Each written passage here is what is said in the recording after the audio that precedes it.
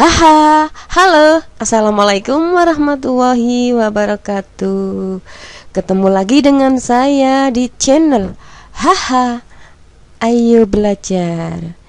Di video ini akan membahas yang ada hubungannya dengan tayangan di animasi ini. Perhatikan dulu animasi yang saya tayangkan. Nah, hewan sebagai makhluk hidup liar itu kan perlu berjuang untuk bertahan hidup di alam liar ya. Nah, setiap makhluk hidup hewan itu memiliki perilaku untuk bertahan hidup. Baik itu perilaku menyembunyikan diri, menyamar, dan ada juga dengan cara mengelabui seperti cecak ini, mengelabui musuhnya, predatornya ya. Nah, dengan mengelabui melepas ekornya, di mana gerakan ekor itu lebih lincah, maka predator akan lebih berkonsentrasi pada ekornya. Nah, selamatlah cecak. Oke. Nah, materi ini dipelajari pada adaptasi tingkah laku yang namanya autotomi. Apa sih itu adaptasi autotomi? Nah, adaptasi itu kan penyesuaian diri terhadap lingkungannya. Ada 3 macam ya, ada morfologi, ada adaptasi fisiologi, ada adaptasi tingkah laku. Nah, autotomi yang mana nih? Autotomi itu ada di adaptasi tingkah laku. Nah, apa itu adaptasi tingkah laku? Penyesuaian makhluk hidup terhadap lingkungannya dalam bentuk tindakan yang dilakukan oleh makhluk hidup. Nah, terjadi pada siapa saja? Semuanya. Manusia juga ada, hewan, tumbuhan. Oke. Nah, tujuannya apa? Adaptasi tingkah laku adalah untuk menyembunyikan diri atau mengelabui musuh. Nah, dengan demikian maka bisa mampu bertahan hidup. Dengan mampu bertahan hidup, otomatis akan menjaga kelestarian jenisnya atau tidak terjadi kepunahan. Ada bentuk maksudnya adaptasi tingkah laku, ada mimikri, ada kamuflase, ada ekolokasi, ada autotomi, ada hibernasi. Di video ini membahas yang autotomi. Yang lainnya bisa kalian klik di channel Haha, ayo belajar. Oke, kita bahas yang autotomi ya. Oke. Autotomi adalah sebuah perilaku hewan di mana hewan tersebut secara spontan memutuskan bagian ekornya atau organ tubuh untuk melindungi diri. Ada juga yang mengatakan autotomi adalah perilaku di mana hewan memutuskan atau membuang satu atau dua lebih dari tubuhnya. Ada lagi juga pelepasan ekor ini dipakai untuk menyelamatkan dan mempertahankan diri dari predator atau pemangsa. Baik, kita mulai. Autotomi ini terjadi pada cicak, kadal, dan tokek, dan juga ada di aligator ya. Nah, tujuannya apa sih autotomi? Hewan ini melindungi diri dari musuh dengan cara memutuskan ekornya atau autotomi ya, dimana ekor yang putus itu tadi bergerak lincah dari tubuhnya sehingga musuh terkecoh. Nah, ini apakah tetap yang ekornya lepas tidak tumbuh? Akan tumbuh, tergantikan ekor yang baru melalui regenerasi sel pada ekor. Nah, ini saya tayangkan kembali lebih lincah gerakan ekornya ya. Animasi autotomi pada cecak. Kemudian ini pada kadal, gambar ya, dalam bentuk gambar, enggak apa-apa ya, nyari yang animasi enggak ketemu. Kemudian ini gambar yang nyata, gambar cecak memutuskan ekornya.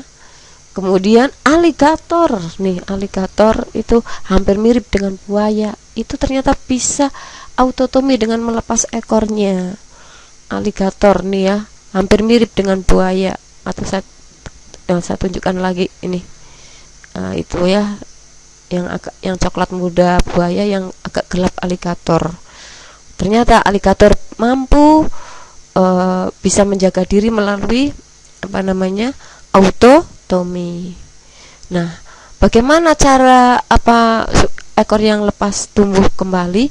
Tahap pertama adalah penyembuhan luka dulu, di mana hari pertama setelah melepas ekor atau autotomi, Dan hari ketiga itu proses autotomi ekor cecak, ini tampak sel darah merah akibat perlukaan, dan sel darah heterofil ini yang berperan memfagositosis sel dan jaringan yang mati, serta munculnya sel fibroblast. Nah, sel fibroblast ini yang akan berperan dalam pembentukan jaringan baru. Nah, pada hari kelima tampak pembentukan pembuluh darah dan otot yang baru. Itu disebabkan karena adanya sel fibroblast. Hari ke-10 terjadi pembentukan lapisan sel epitel dan epidermis. Tahap regenerasi hari pertama sampai hari ke-10 itu merupakan tahap penyembuhan luka.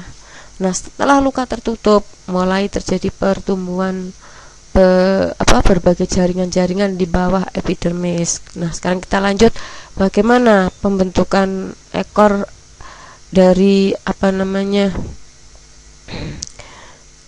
sel-sel jaringan, sel-sel atau jaring-jaringan yang di bawah epidermis. Oke. Tahap setelah penyembuhan luka ya. Nah, sel epidermis dari bagian luka ini menyebar ke seluruh luka dan segera mungkin menutupi permukaan luka.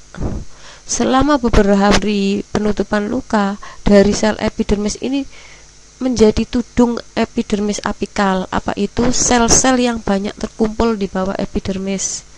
Nah, semua jaringan di bawah tudung mengadakan diferensiasi dan regenerasi membentuk sel kerucut yang disebut blastema regenerasi atau tunas regenerasi.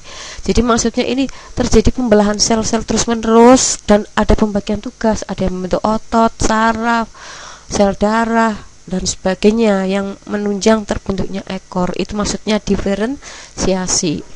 Nah, blastema yang sudah terbentuk ini tumbuh dengan cepat, di mana pada saat pertama berbentuk kerucut, tetapi kemudian pada akhirnya menjadi plastenet dorsoventral.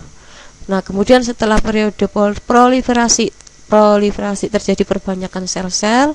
Nah, sel blastema ini mengadakan diferensi lagi sampai ekornya membaik. Nah, terbentuklah ekor. Bisa kalian perhatikan di gambar. Jadi pertama ya itu belum lepas, hari pertama 0 itu berarti terjadi autotomi. Nah, kurang lebih sekitar 28 hari sudah sempurna terbentuk ekor. Itu tentang regenerasi ekor pada kelompok hewan yang beradaptasi tingkah laku dalam bentuk autotomi. Oke, itu tentang materi autotomi. Mudah-mudahan bermanfaat untuk anak-anakku, khususnya kelas 9. Ini ya, ada materi adaptasi. Oke, terima kasih, pada jumpa lagi pada video berikutnya ya. Oke, terima kasih. Wassalamualaikum warahmatullahi wabarakatuh.